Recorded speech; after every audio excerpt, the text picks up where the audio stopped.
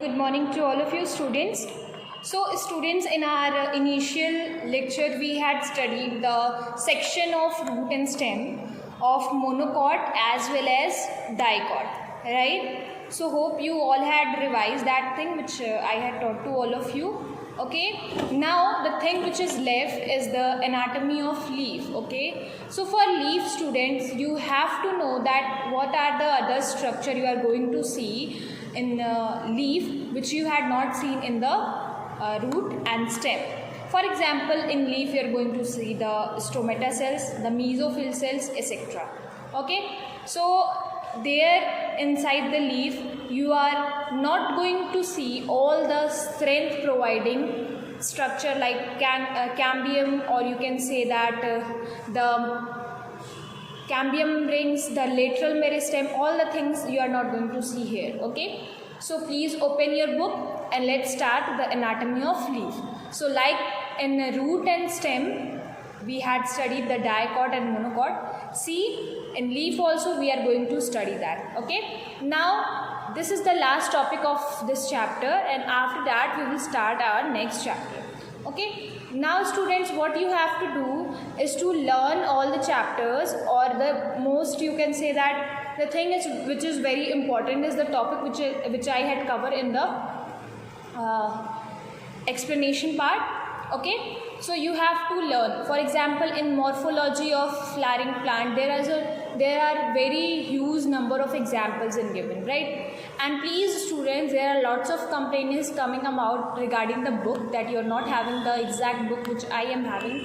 Don't worry beta, whatever book you are having, whether it is Newton publication, whether it is Nagin publication, each and every book is having the same topics. Okay, so please don't be afraid of that. Okay, in each and every book, all the things which I am teaching you right now or which I had taught you earlier also, everything is given in every book. Okay, the diagrams are also there, like for example TS and LS of root and stem is given in each and every book, but maybe the page number will be different, somewhat the diagram will be little bit of different, but the labeling, the function, everything is same in each and every book. So don't be afraid of that you are not having the exact book which I am having. So now open your book and let's start from where we had left. Okay, see students, we are going to study the anatomy of leaf. Initially we had completed the stem and root. Now we are going to see the anatomy of leaf. So in dicot you are going to see the dorsoventral section of leaf. Now what is dorsoventral? Ventral means the lower side and the dorsal means the upper side. So we are going to see the anatomy dorsoventrally. Okay, means this is the dorsal side, the upper side, and this is the ventral side. So what you are going to see bundle sheet. Obviously bundle sheet will contain xylem. These are the sclerenchyma patches. Cuticle is the thin layer which is found at the surface of leaf. This is pedicellate mesophyll cells. Now this is air cavity. Because of the presence of air cavity, the leaves are softer than that of stem and root. Spongy mesophyll cells. Okay, this is stoma. You know what is the meaning of stoma? It is the opening of stomata. Now this is the lower epidermis. This is the upper epidermis, this will be the lower epidermis, means this will be the dorsal and this will be the ventral. Now this is parenchyma patches, and this is phloem. So inside the bundle sheet you are going to see xylem and phloem. Okay students, so this is the TS of dicot leaf. Okay, which leaf? Dicot leaf. So here you can see the dicot leaf is having Cranch anatomy. Cranch anatomy means see here the word is written. Wait a second. No, Cranch anatomy you are going to study further on. Okay, later on. Now we are going to see the anatomy of monocot leaf. So now in monocot leaf you are going to see isobilateral. Now what is isobilateral? See, if this is a leaf, okay, this is a leaf, this is dorsal side and at the back of the leaf is ventral side, but this is these two are the lateral side of the leaf. So here the TS is in the form of lateral side. So in lateral side you are seeing the cuticle, bundle sheath, upper epidermis, mesophyll tissue, xylem, phloem, air space. Now here you can see in the comparison between the monocot and dicot, what you are going to see that the air cavity is not so much in the case of monocot as we had seen in the case of dicot. Now here it is some bulliform cells also here. See at the epidermis, lower epidermis, this is sclerenchyma cells, these are the sclerenchyma cells, this is stoma, as I told to all of you what is the meaning of stoma. So what you are going to see that in the monocot leaves you are going to see bulliform cells. Okay. Now difference between dorsoventral and isobilateral leaves. Wait a second.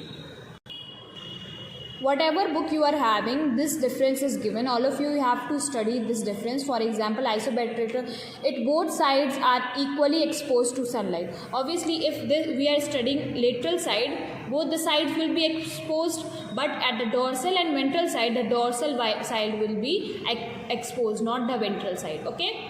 Now, this is the Cranch anatomy. Now what is Cranch anatomy? Undifferentiated mesophyll cells from a ring outside the bundle sheath. See, here undifferentiated sheath is forming undifferentiated mesophyll is forming you can see that outside the bundle sheath cell, outside the bundle sheath they are forming a ring-like structure. This is known as the Cranch anatomy. Okay, see the mesophyll cells, these are the mesophyll cells, here the veins are present. Okay, so this structure is known as Cranch anatomy. So in which type of plant is it we are going to see the Cranch anatomy? So this is written maize here, so means monocot. In monocot we are going to see the Cranch anatomy. Now leaf is done, stem is done, root is done. Now we are going to see the secondary growth in stem and root. Now what is the meaning of secondary growth? When the plant is increasing its height, means lengthwise if it is increasing, then that comes into the category of primary growth. But when the width of the plant is increasing, that comes into the category of secondary growth. So here you can see with the help of cambium ring, see as much as the stem is getting older, the cambium ring is increasing. See, this is the you can see the prominent promeristem, then it is grown in such a way, then after this, then after this, so after this, then this is the old woody stem. Okay, so you can count the cambium ring. So cambium ring are responsible for the secondary growth, and also in the older plant you can calculate the age of plant by the help of cambium ring. Now here you can see the TS of woody stem. See, here the cambium ring is so nicely visible, the black color.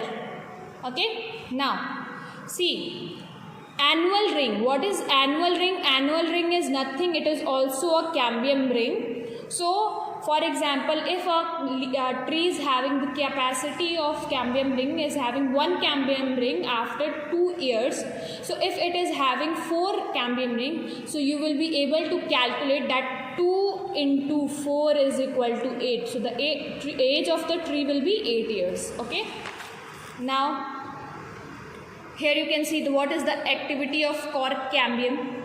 It is just differentiating all the phloem and xylem. Okay, now there are some structure which is found in the stem.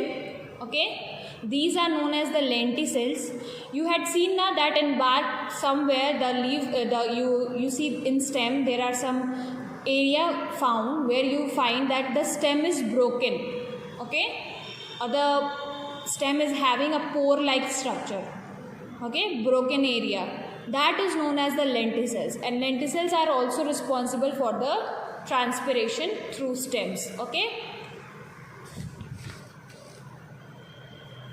now you can see the transverse section of 4-year-old dicot stem. Now after 4 years you are seeing, see these are the cambium, okay, cambium rings you are able to see. wood of fourth year, wood of third year, means after each year the cambium or the, you can see the wooden part of the stem is coming at the outer side. Means if it is of 4 year old, so the fourth year part will be here, okay, means the previous year part will be here and the new one part will be here, okay.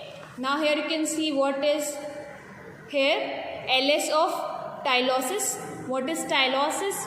So here in tylosis you can see this is the you can say the modified version of parenchymatous cells, means there they are found, okay, and they perform the function of, see here it is written that xylem element of many woody trees are blocked by bladder-like ingrowth, okay, means they are responsible for the blockage of xylem vessels, okay. Now after that here you can see the secondary growth in root. In secondary growth in root also you are going to see the several structure, for example cambium. So cambium you are going to see in root also. So like in stem, that in root also you are going to see the secondary growth. So all of you study this chapter very carefully with the help of your book, okay. I had given you the brief idea about each and every topic. Now you have to finish this chapter, okay, and after that we will start our next chapter, okay students.